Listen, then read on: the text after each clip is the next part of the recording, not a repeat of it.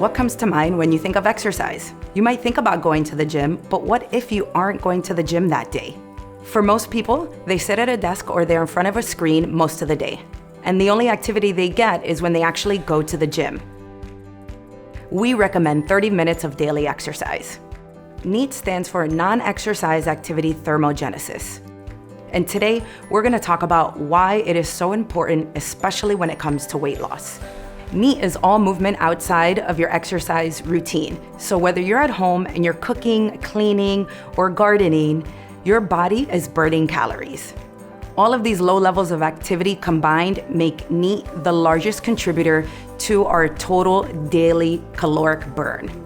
This means you are in control of it on a day-to-day basis. So if you're looking for some practical ways to increase your NEAT, try these 4 easy tips. Tip 1, increase your steps by parking further away or even take the stairs. Tip 2, for those of you who are parents to active kids, take some walks around the park as they attend practice.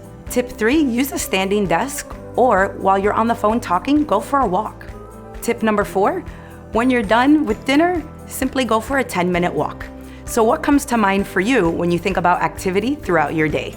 Remember, start small and something is better than nothing.